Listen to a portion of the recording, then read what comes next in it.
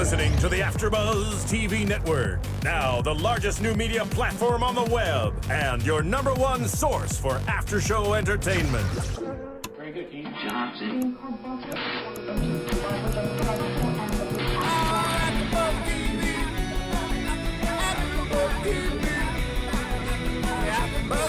the AFTERBUZZ Studios in Los Angeles, California, presented by Maria Menounos and Bing.com, and streaming live thanks to Akamai Technologies, this is AFTERBUZZ TV's Homeland After Show.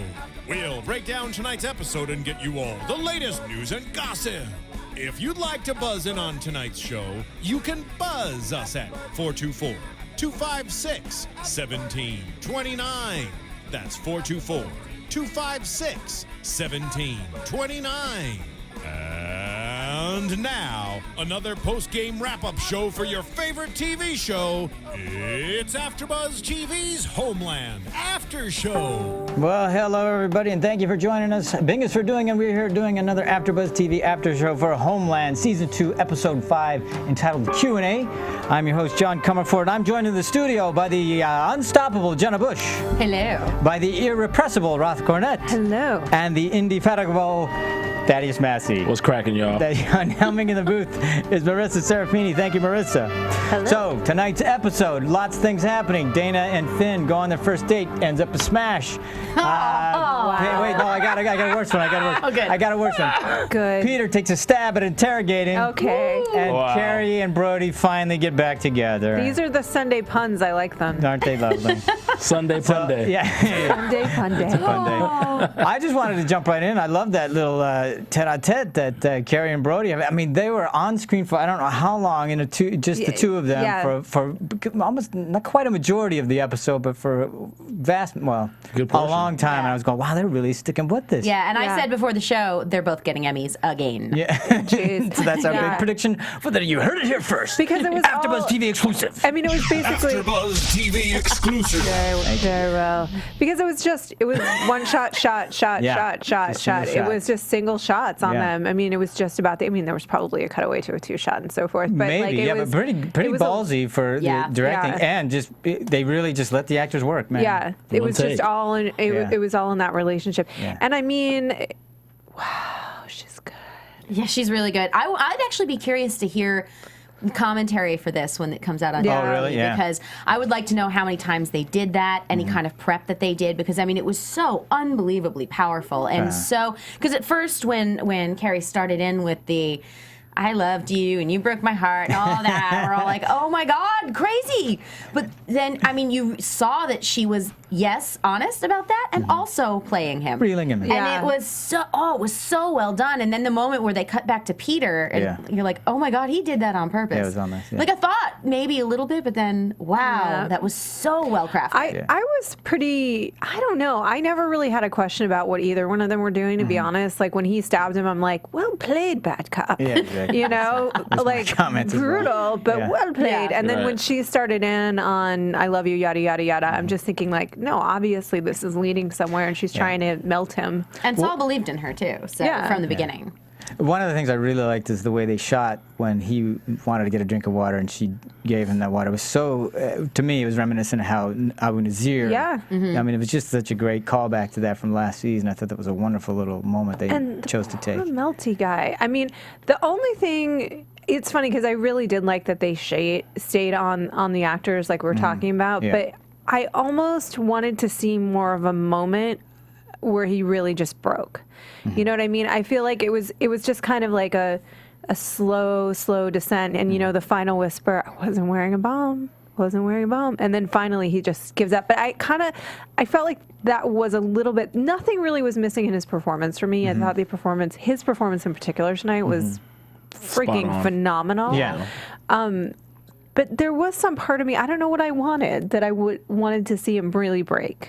Well, you know what I think. Well, does that leave open that question, though? I'm sorry to interrupt. Oh, did he really break? Does he really? Or is he going to play both sides? See, I mean, I think that's why they did pretty much Yeah. I mean, I think for me, the moment where he broke was where he took her hand.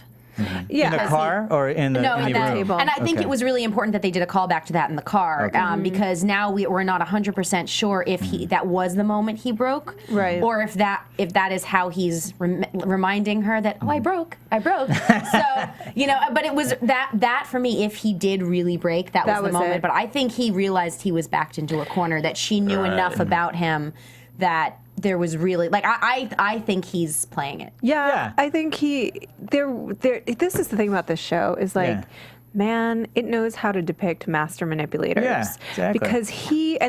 Because I really I see him and I get so mad at him. And when he was in the initial interrogation and lying and continuing to lie and lie and lie, and then when he goes into Jess, and he tells just this much, enough of the truth, like you guys were talking about last time, that he should do just enough to get away with it, and it is absolutely true, so he can say it with conviction.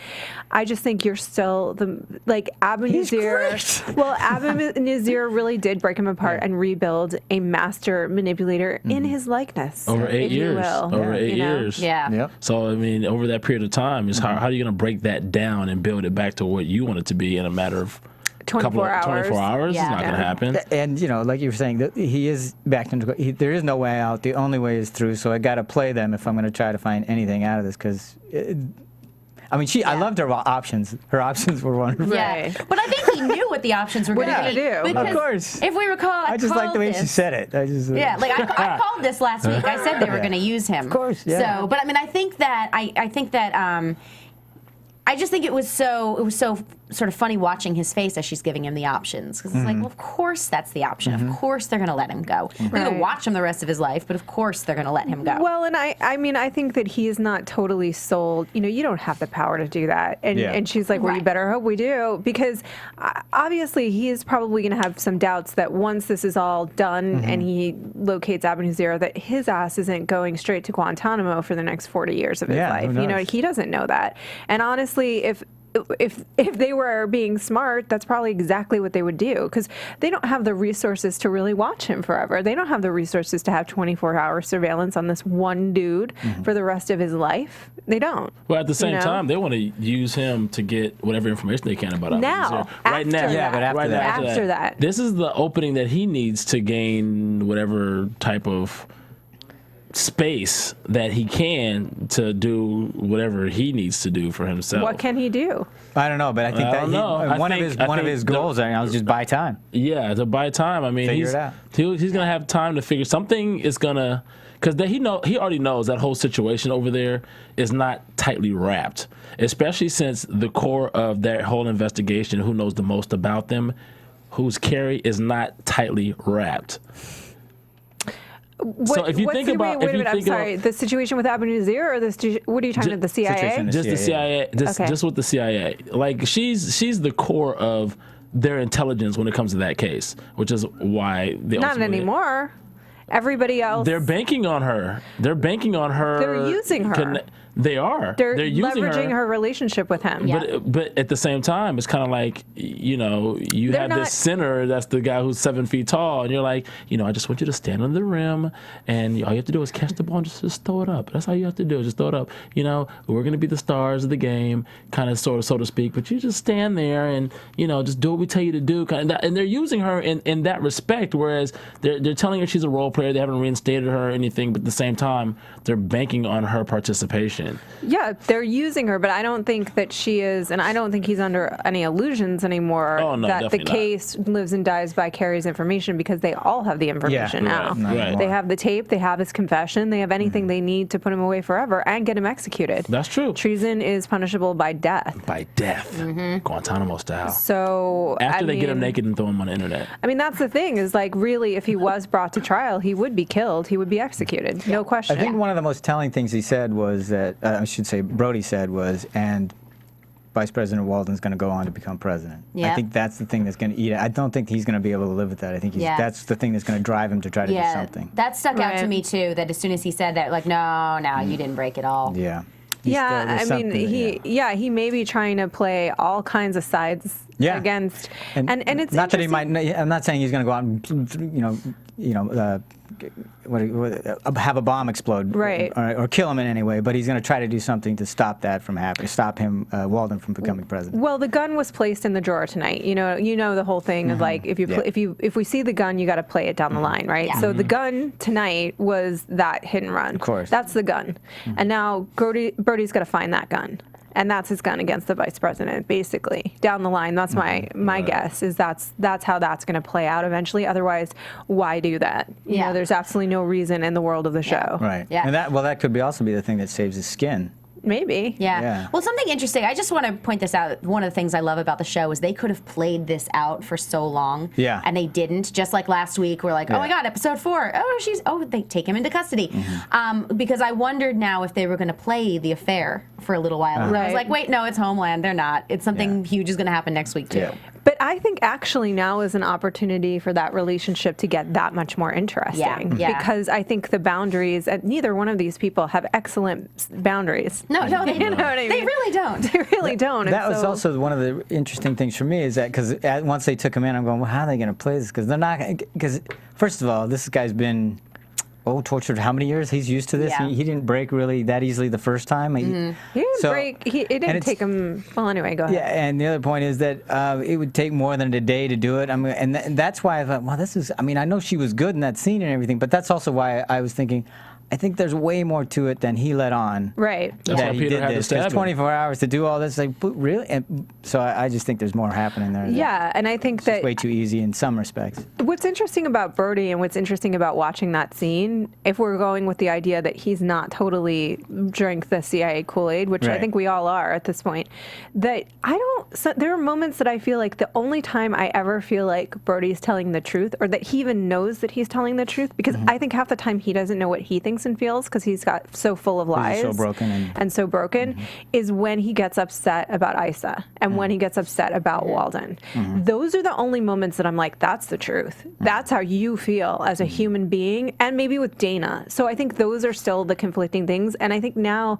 there is a huge chemistry between these two people. There are no other people in the world that they can fully be themselves with in the way that they were in that moment. I mean, raw. Like, just completely stripped down. So now that they're going to pretend to have an affair, I think it's going to get very confused for both of them, but especially her. Yeah.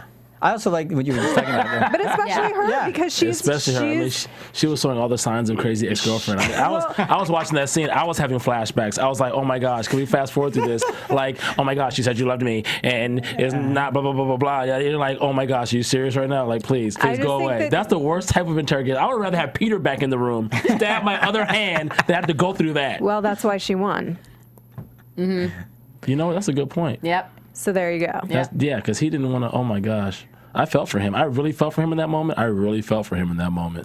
But I do think that she was telling the truth. I think that they're both very conflicted. You know, I think that she has more legitimate feelings about Brody than he does necessarily about her. Yeah. Although he does have, I think she's his only harbor in the sense that he can really, like, tell the truth, at least his version of it, as much as he can. But I do think that she probably does have more confused feelings about him. At the same time, she does really hate terrorists. I mean, she really does, and she really hates Abu Nazir. She's not confused about that even a little bit. She wants him back. And I agree. I think she's obviously had more feelings for him, and certainly more conflicted feelings. But I think when she was just laying it out there and seeing right through him and seeing what he is, that he hasn't shared with anybody, I think that for me was the most real he was with her. Right. That I think that really got him, and then I think that there were feelings that he had been repressing, not acknowledging, and all that kind of stuff. But I just thought that was great when he was just stripped naked, and she's going, wow, she's really got my number. I mean, it was still hard for him to break, though. Like, he never really admitted that he was wearing the vest. Right. He inadvertently did. Inadvertently, but he never, like... He never said the word. He broke, but not really. Yeah, that's what I was... Yeah, exactly. He did it. Which is why I think there's still... No, so now he learned... Like, I think he figured he wanted it her out. to think all that. Exactly. Yeah, so this leverage that he's going to gain, you know, I just think he's going to bank on Carrie's emotional attachment to him. He has to. It's going to be really, really interesting to see where the writers go at this point?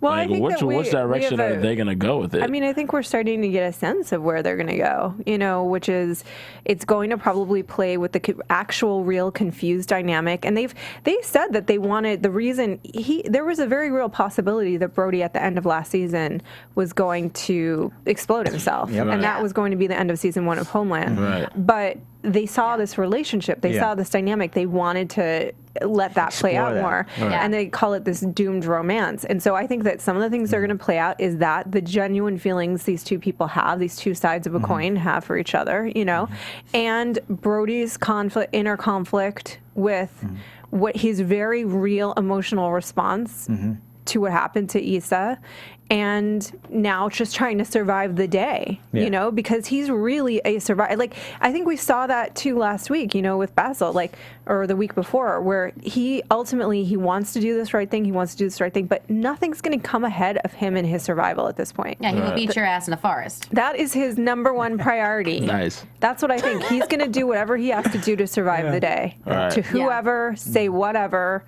all over. Because you had to be a survivalist to last not. Yeah, exactly. Sorry, If 8 nothing years. else, he knows how to do that. Yeah. And he knows it very well. Yeah. So who knows? For all we know, he's playing Nazir.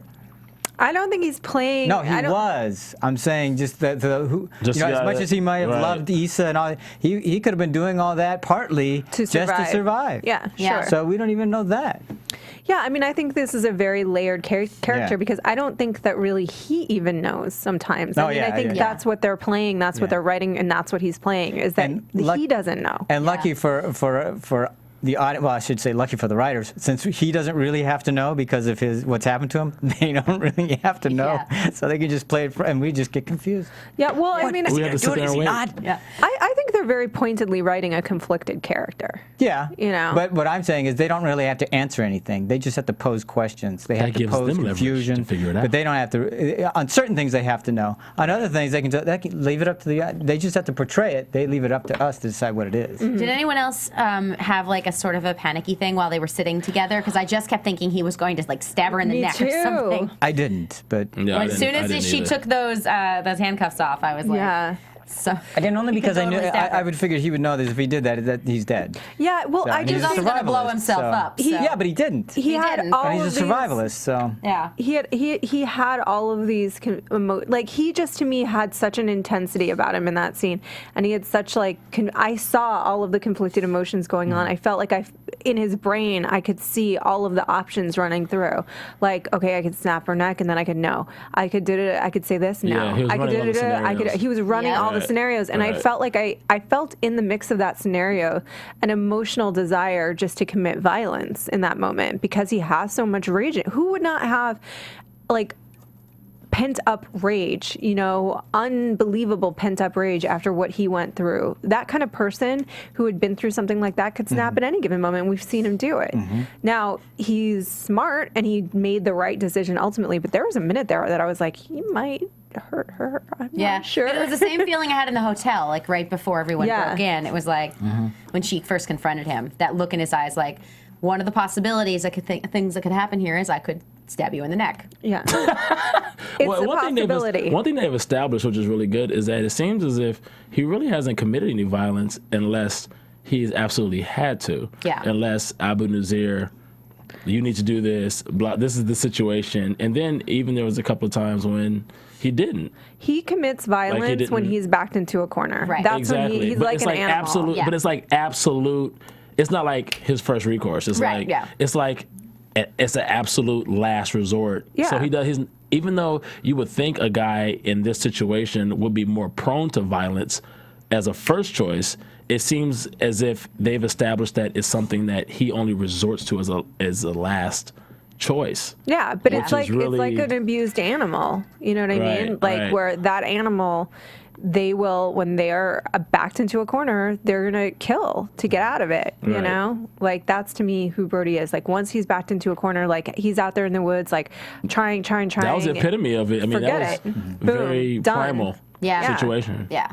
And it was the same. But Walker, it was more calculated. But he was backed into a corner. Right. He had failed to do what he said he was going to do. It was in his mind. He either proved to Nazir right then and there that he was loyal to him by killing Walker, or he was going to become the target. Yeah. Right then and there.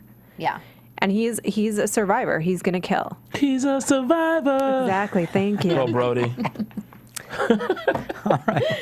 It's a little musical interlude. Yes. Thank you very much. We had somebody tweet us last week saying that they felt like he was more of an out-and-out villain this season, and I was curious what you guys thought about that. I think I don't know if I think of him more as a villain this season, but I think it's a logical progression because we saw him as a victim last season. We saw what he went through, and then so the results felt very immediate because we were seeing the flashbacks when they were happening. Right. Whereas now we're not getting that flashback to everything that happened to him, so it's easier to look on some of the things that he's done, which are horrific, and not have in my head the immediate, oh, I understand why. Right. Even though I do, I think it's easier to look at more, I guess more clearly at some of the terrible things he's doing. Not only that, Nazir really hasn't been part of this. Right, exactly. So with the lack of Nazir, you're pointing a target at some who can be the villain. He's the obvious one. So. Yeah. But I don't think he is. I think he's really caught in the middle.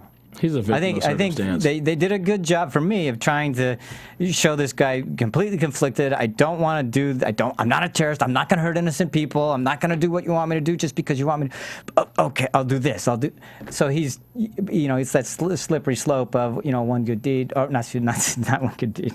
Excuse me, one rationalization after another, creating somebody that's doing horrible things. But I don't think he's been an outright villain. It's just, for me, it's been the lack of Nazir, so who else is going to be the villain? Right. I agree. Yeah. Ditto on the Comerford comment.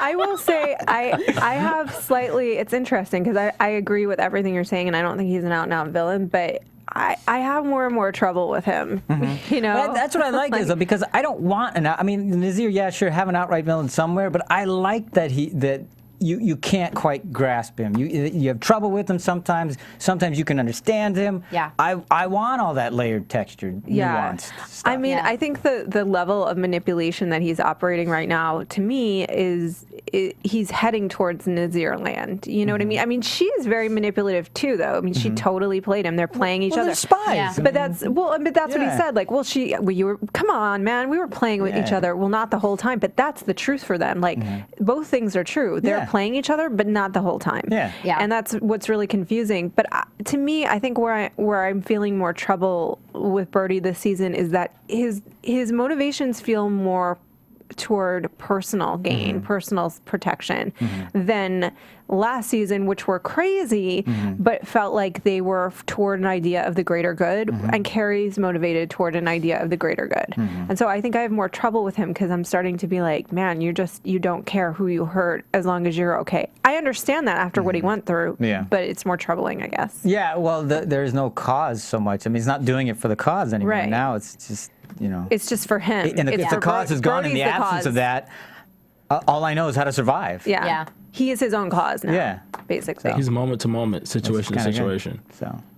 So we had comments from people, so we want to thank you for that. I don't know where that came from. Was it a Twitter comment? It was, and I'm trying to, and forgive me because it was after last week. It was on Monday, and I can't. And my data is not letting me pull back far enough to get your Twitter handle, but I'll bring it in next week. Okay. So I apologize for that. Because of that, we want to remind everybody, thank you so much for offering your comments and for going to iTunes and downloading these after shows. We appreciate that. And keep those comments and those ratings coming.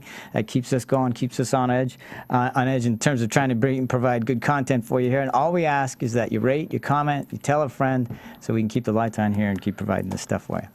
So. Now, what I wanted to talk to is, and I forgot to say, Roth, what would you like to say about people's comments? Thank you.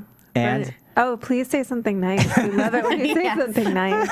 We do. By the way, for those who aren't viewing us but are listening to us, Roth is dressed in honor of Halloween. I am. I'm in orange because I happen to love Halloween. I hope you guys do too. Well, actually, this is sort of themed because I'm wearing black and she's wearing orange. Yeah. There you go. So we're practically Halloween. Thaddeus and I didn't care a whit, so we're just... Yeah, I'm not a Halloween type of guy. So moving on. I wanted to talk about Peter because I thought Peter was great let's today. talk It was about fantastic. You mean Orlando Bloom? Terrific. You mean Orlando Bloom beg your Jr., who pardon. you guys, by the way, I want to let all of our listeners and viewers know that it was the gentleman that recalled that he had been in Pride and Prejudice. It was the gentleman. I have, to give that to Thaddeus. He called Rupert it. Friend, he's the bomb. I want to give you The young shout out to Rupert. Victoria. You brought up the young He was in the Victoria Young as well. Victoria with what's her name, Emily Blunt. Yes. And he was in Great. Pride and Prejudice with Keira Knightley. Yes, he was. Yes, he was. And He was a in scoundrel. what was it, the boy in the striped pajamas? Yes. We paid the scoundrel Nazi that was mean to his superior son for being friends with the little George kid or whatever. That dude is a bomb actor. He really he's is. fantastic. He He was is so really good. dope. He is like, boy. Yes, he is. Yes, and he's also pretty. Do tell, Rob. Tell us, Rob. I think he's quite talented. Oh, He's talented is the very word we're gifted using. actor. I believe and hot are the words you were looking for. Using quotes. He's quite talented. He Don't be really taking our is. words.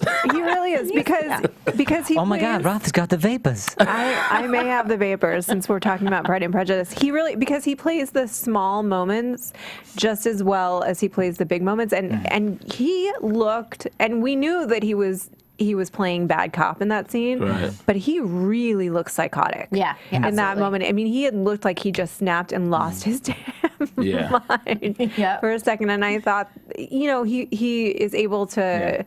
To play the CIA agent. He's on a time crunch. He has 24 hours. Yeah. Think about Yeah. it. He has Yeah. 24 hours. Yeah. He has to do something Well, it's to his get this show. guy to shake him up a little bit. You don't Yeah. have that much time. You got to throw him back into the I especially general like- population. I especially liked when he was being dragged out. This is my interrogation. Yeah. interrogation. I know. And then he's back in the main room. He's like, yeah, Every good like cop eating a needs a granola bad bar. cop. Like, okay. Yeah. whatever.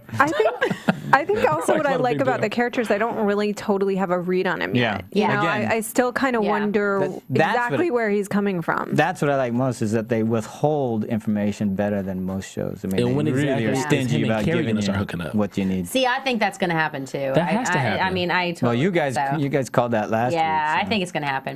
I think so too. Because That'll he's be gonna that'll both be of a them. It's good- gonna happen. He's gonna Yeah. get tired of that ER nurse that's not Well- doing anything for him, and he's gonna have to get with the bipolar CIA agent. It's just upping. It's just taking it to the next level.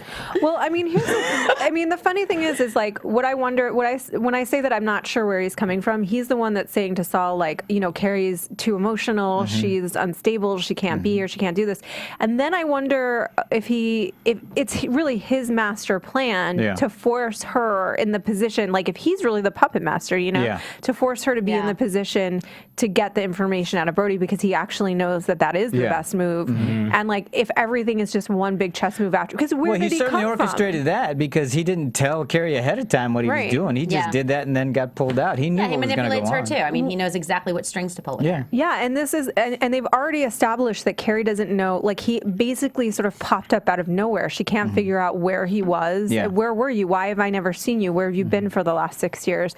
And I'm wondering, well, maybe where was he? Was he in Guantanamo? Was he working there for, was he an I think the only thing interrogator? they said was Right. that he was, They'll he was- release I that don't know, he was information interrogator. later. Yeah. Well, I mean, there's no way he's just going to be the CIA agent who just happens to come in and be He's really just good. Like, there eye candy. is something. Oh, he is eye candy. But there is He can definitely be that something. plus Yeah. other things. There's something, and the fact that they're not, the fact that they're not telling us anything else, like, I think there's definitely some sort Yeah. of, there's going to be a twist with him. Well, yeah. Well, Because Estes knows we'll more discover about him as him she than Well, does. that's Yeah. what I'm saying. Estes Yeah. knows where he came from, Right. but we don't. Right. Yeah. Estes is like, this is my guy. And he's going to be running stuff over here. But that's so why blah, they're blah, blah. withholding. I think they're Yeah. withholding it because we're going to discover it as she discovers him. Yeah. Because otherwise, it's Miss much more Carrie. interesting when If she they discovers take down Roya Hamad and Estes doesn't get a chance to go on this date, I'm going to be upset. Oh. Yeah, that date I never feel like- happened. I wish feel they like would- that is already, that's going on. Yeah, I think that's happening. Yeah. Oh, they just haven't. I think they haven't. taken It's the been time. off screen, So not only did he help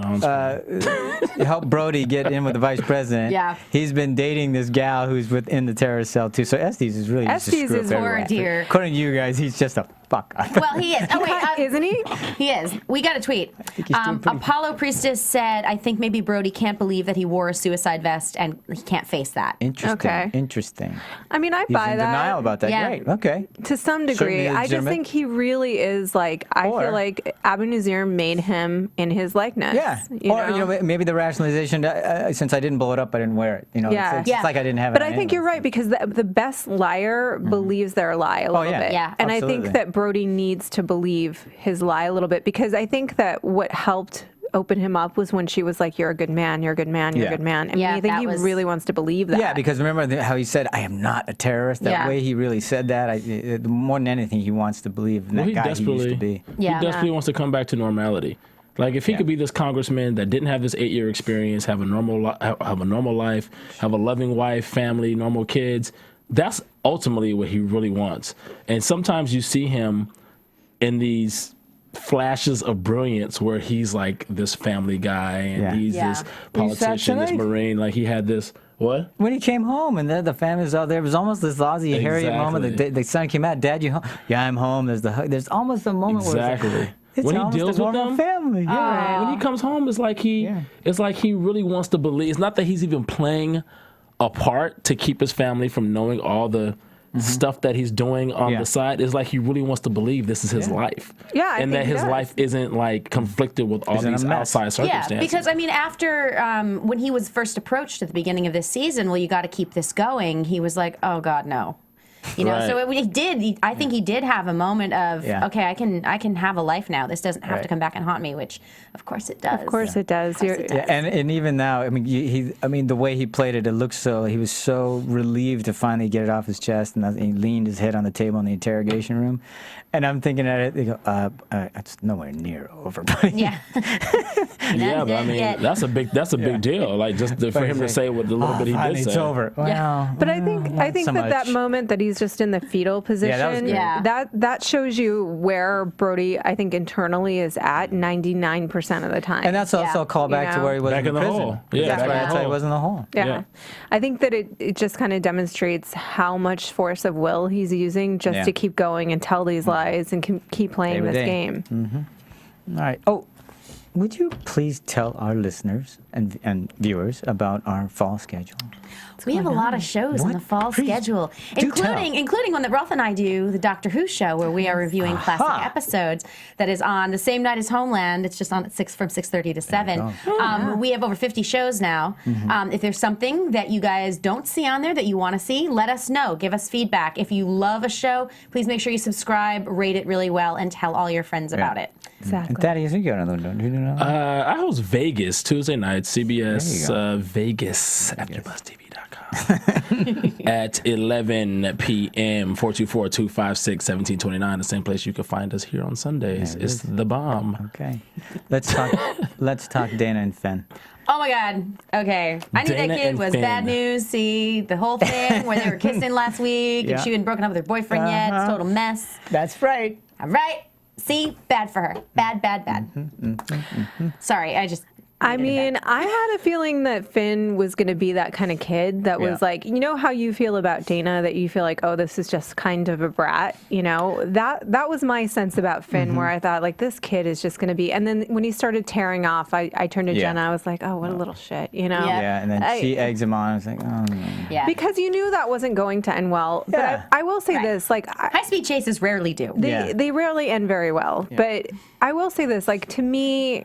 that I think would have felt like an unnecessary piece of drama in the show that I probably would have disliked if I wasn't convinced that they're playing that with Brody and the Vice President later. I have to agree with you. I just wish they'd gotten to it a different way. It's just, it's one of those things, like, it's a real stretch for me. Like, these kids don't know, okay, it's not just hijinks and let's lose our...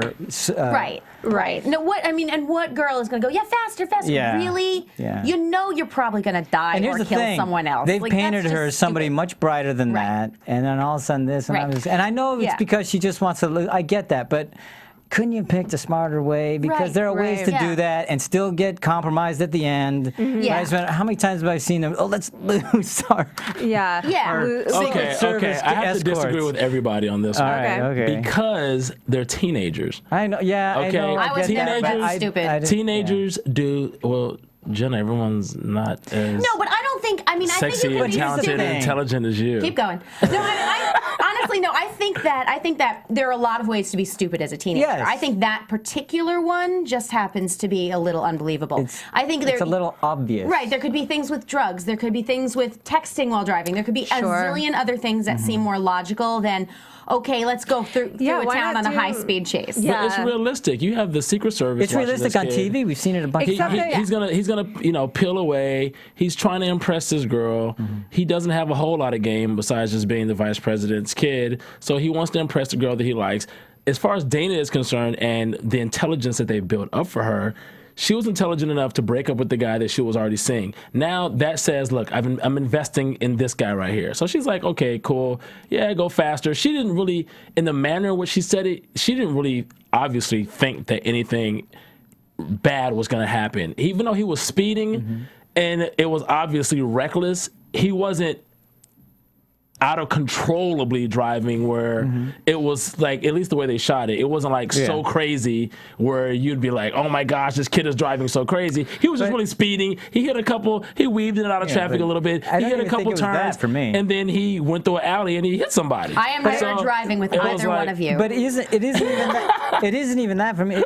You got to know going in that trying to lose your Secret Service escort when your father is the vice president running for president, that is not going to end well. Even if nothing happens, that is not a good idea. 15 or 16 years old, you don't care. But you do. You've been told a million times by your... More than any of this, the Secret Service is not going to lose him. Yeah, that's They're just not going to lose him. They are not going to lose him, period. Yeah, they radio someone else. This stupid, dumb 16-year-old who can barely hit my height is not going to outdrive the Secret Service. Yeah. They're not. Well, they didn't show what happened directly after that. They could have caught up to him right after that. They cut the scene. I just don't believe that. It was right at the end of the alley. Actually, the end of the alley where they got stopped was when he hit the lady and he stopped. So the Secret Service could have caught up with them. So it worked for Thaddeus. That's right over. I mean, anything could happen after that point. They're not going to lose. Like, they're just not going to lose him. They're just not. Like, that actually in the entire scene was the biggest problem I had with it. You know, I remember there was some movie with the president, and I can't even remember which film this was, but he goes off onto the lawn at the end of the movie to take a stroll by himself. And I was watching it with my brother, and he had like guarded Madeleine Albright in China, and like he was like, yeah, right, they're never letting that mother effer out of their sight, not even for a second, because that's their house.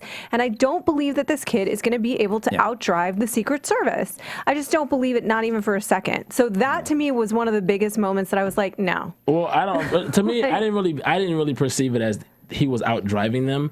They were following him, and they were behind her. He was speeding. They were speeding. They were tailing him, and they just hit a point where he was able to get up under a convenient bar. Right. It just happened to be across an alley. I mean, and then they cut the scene. As far as we know, the Secret Service could have caught up with them around the corner and been following him again. He probably has a device on the car that's low jack. They know exactly where he's at. The writers took, to me, massive liberties with us. And it felt a little manufactured. On a lot of levels with that scene, because to me it's also like, oh really, it's not enough that your dad is a U.S. Marine turned terrorist. Also, your brand new boyfriend just killed a lady with a hit and run. Like, that's a lot for one little girl's life. And I'm not saying people don't have crazy lives, they do.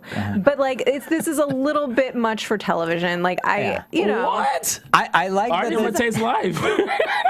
It's just a little bit too much for me to buy into. That part, I'm glad they created a compromising position. That part was great. I'm just not thrilled with the way they came at that. I thought I'm sure the room had a lot of suggestions. To me, that's just so that they ended on that one. I was just like, kids speeding in their cars, being reckless. That is like so.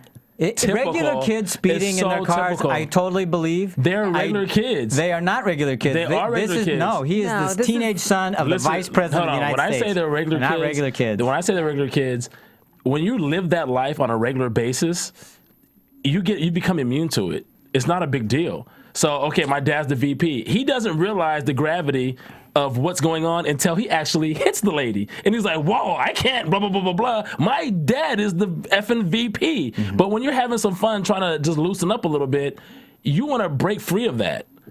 You want to break free of the whole shroud of having this controlled robotic life. And they're teenagers. This is so realistic, it's not even funny. I know by experience. I'm not saying that. This is so realistic to me. It was like, oh, anyway, here we go. We probably have to move on. Typical kids.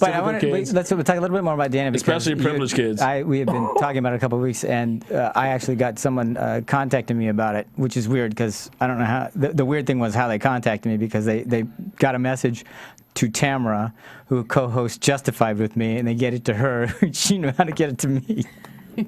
But with respect to Dana, yeah, I've been critical of her, and it's really not Dana that's been bothering me so much, but it's really the relationship that she's had with her mother that's bothered me, because for me it's been very one note.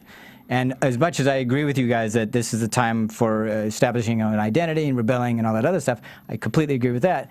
For me, it's been very one note. It's the put upon mother who doesn't understand her. It's been the disobedient and whatever, sassy daughter, and that's just driven me nuts, because it's one thing. And thank God, when it finally happened, they finally had a scene together. I go, there, that's all I was asking for. Give me some other color in their relationship, and I will be happy. Yeah. Because they've done such a great job with Dana and her father in showing many different layers with them. And for me, one with mom and daughter, I'm going, please show me something else.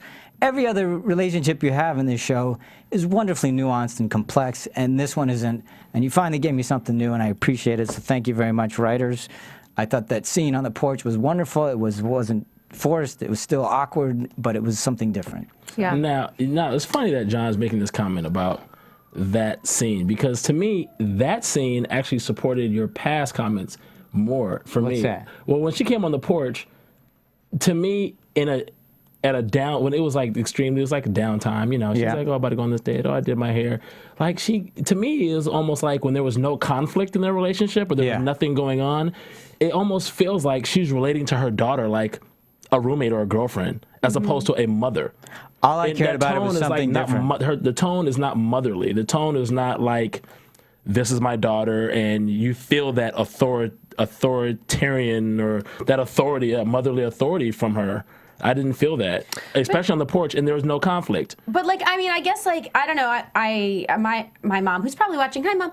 I think that we had that sort of relationship. We were very contentious with the normal teenage stuff, but then we did have moments where we were just hanging out and chatting have like a that. Conversation. That's what I've been dying to see. She wasn't always like mom. She was sometimes we hung out like buddies. Because you're becoming an adult, you have to. It's that balancing act, and that's what I've been saying. Please give me something else. Yeah, you try to negotiate those waters a little bit, and I found that to be a very realistic scene, because I think the mother was just happy to have, to your point, just a moment of calm exchange with her daughter that wasn't contentious, and she just wanted to kind of embrace that. And she was also feeling guilty because she felt like, I'm supposed to be the adult, and there's so much instability in this household, and your dad's out of the house, and your dad's out of the house, and the guilt for all of it. And so that actually felt like a very realistic scene to me. And I mean, to your point, I agree with you that teenagers are crazy and do stupid things. I could see myself at that age, feeling caught up in the moment, and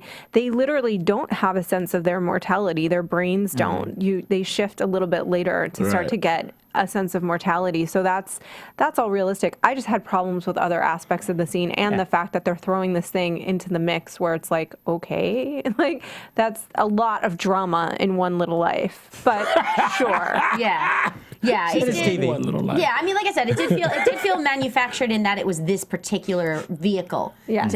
And I didn't mean vehicle like car, but but to get to that point, I think there were so many other things than we've seen with her before, like going through the plate glass window and smoking pot and all that stuff. Like, I just thought this was a little over dramatic for this specific as a plot device. Yeah. I mean, honestly, Dana does seem like the kind of girl where you put on a pot of green tea and, have some nice little dinner, and then you say, hey, let's read some poetry or something like that, and then panties off just that easily. You don't have to get in the car. How is this? Wait a minute. I'm saying if you're 16 or 17 years old boy and you're reading, you don't have to I don't think drive her. AfterBuzz is not advocating. No, not advocating teen sex. I'm just saying, as a 17-year-old, I just don't know what that has to do with anything we were talking about. I think this is a good time to move on to news and predictions. What I'm saying is that it's not necessary to do all the extraness that he was doing. He was doing a little too much, trying to impress her. That's like, yeah. dude, He already got the date. Like, the impressive thing was the Washington Monument. What's the deal? For you. She broke up with her boyfriend for you. Yeah. Why you have to take her on some high-speed chase? It's not that serious, dude. You have no game, bro. I'd just like to say game. that a pot of green tea has never worked on me. Nope. No. That's because I think the he right said guy pot. didn't make it I think he for said you. pot and green tea. Pot and green tea might be a different story. Yeah, either or. Right. And we did get one more tweet. I do just want to say Thank Apollo you. Priestess just said that Brody should have gotten help upon his return, and we'll see if he's actually split in two. But Right. I think he really couldn't get help because he was in the middle of a terrorist plot. Yeah. Well, So, Yeah. which is probably not the thing you tell your therapist. probably not. That would probably they would probably be able to break the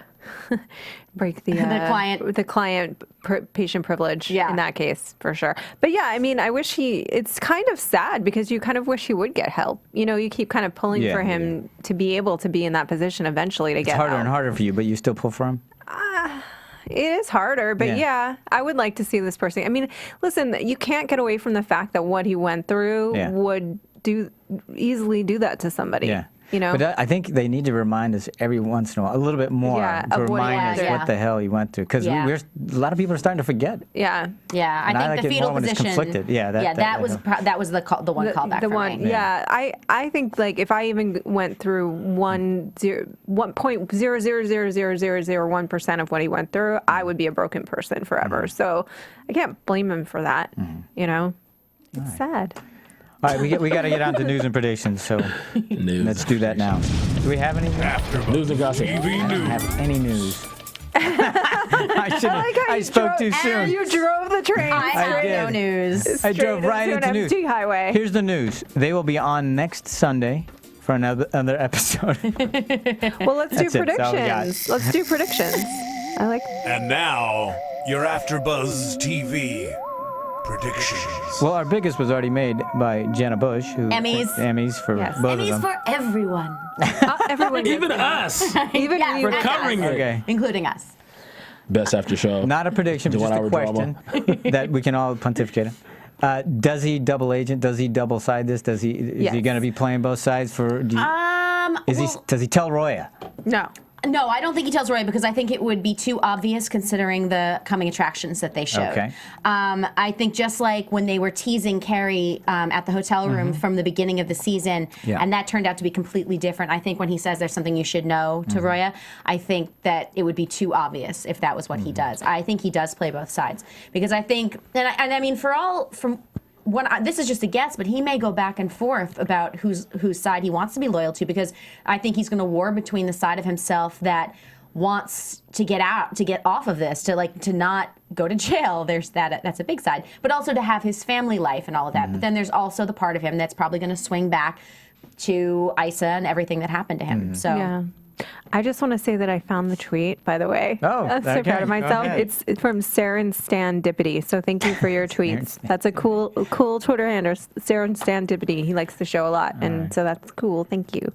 I would have to say that Brody is definitely. I mean, I sort of made predictions already in a way where I was like, I think that their relationship's going to get a little confusing, and I do think he's going to try and play both sides. But I would also be surprised if he alerts anyone else to that. Yeah, he can't trust anyone. But himself. Do you at this think point. Dana tells Dad what happened, or tells anybody what happened, or do somebody find out? If she tells anyone, I think it would be him. It would be Dad, of anyone, and that's why. And she would But also. will she? She may, and she would be handing him the weapon, the very weapon that he could then use against the vice president later. He would take that card and hold it till when it was smartest to play it. That's what I think he would do. He would say, "Okay, honey, I'm going to take care of it."